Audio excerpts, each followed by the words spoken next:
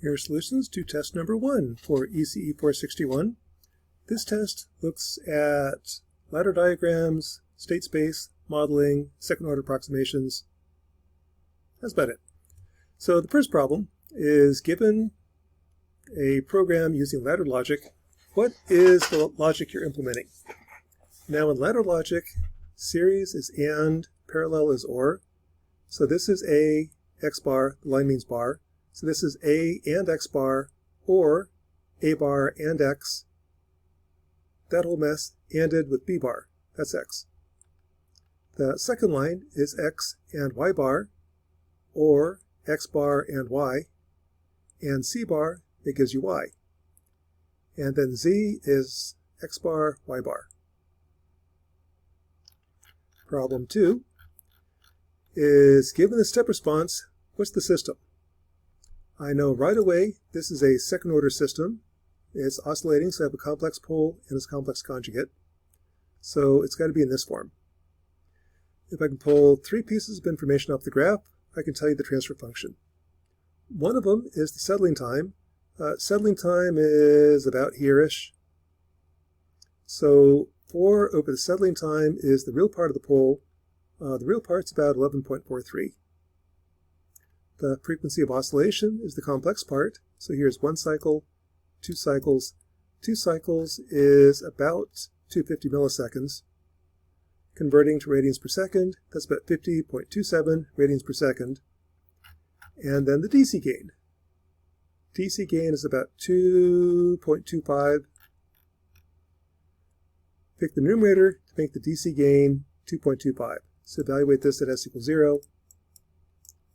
This is whatever it takes to make the DC gain 2.25. So this is roughly G of S. Your answers will vary. It's hard to read the graph to 7 decimal places, but something close to that. Next problem. Find the transfer function from X to Y. And kind of 2 ways. One is the inspection approach. The numerator is the gain from X to Y.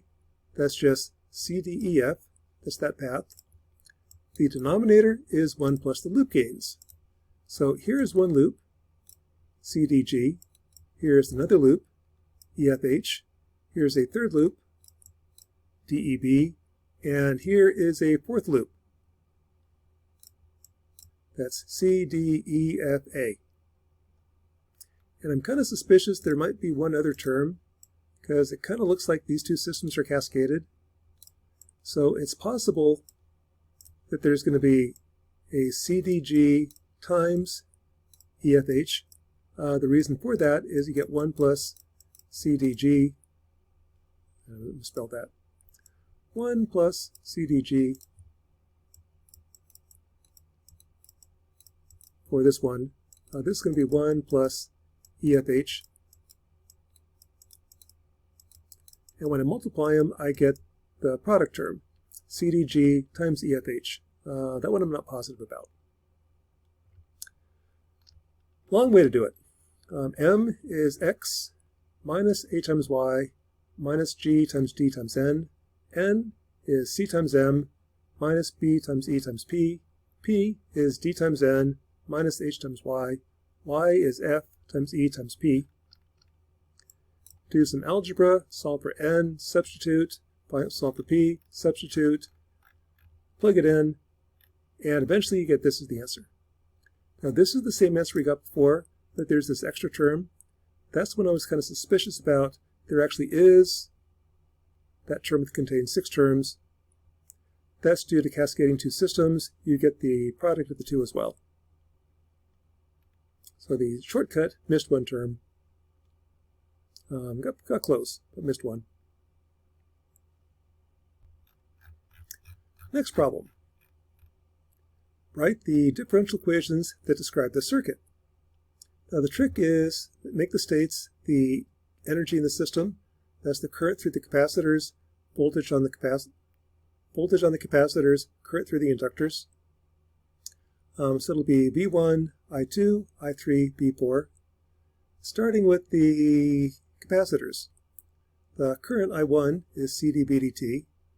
That is equal to the current from the left, Vn minus V1 over 10, that term, plus this current, 0 minus V1 over 30, plus this current, which is minus I2, plus this current, which is V4 minus V1 over 20.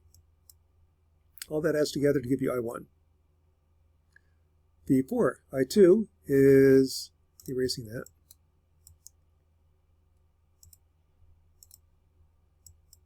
this current, V1 minus V4 over 20, plus this current, 0 minus V4 over 40, plus this current, which is minus I3, plus this current, 0 minus V4 over 50. All that's got to add together and give you I4, which is CV BDT. V2, this voltage, well, current, V is L didt, V2 minus 0, which is just V2. V2 is L didt, V2 is just V1 minus 6 I2. And V3 is V4 minus 7 I3. So these are the four differential equations that describe that circuit. The last problem is, suppose I had these differential equations, put them in state space form. Well, first I want to solve for the highest derivative. So SI1 is minus 4I1 plus 2I2 minus 2V2 plus 6I3. Rewrite these equations. I can put that in state space form. SI1 is minus 4 times I1. Again, in this order, first column is times I1.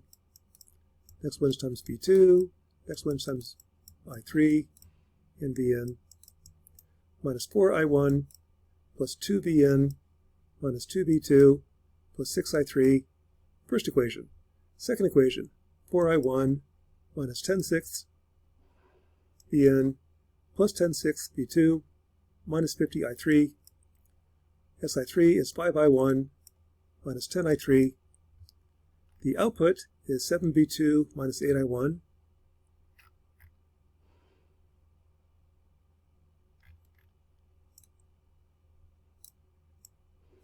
V2 minus 8I1. No idea where that came from.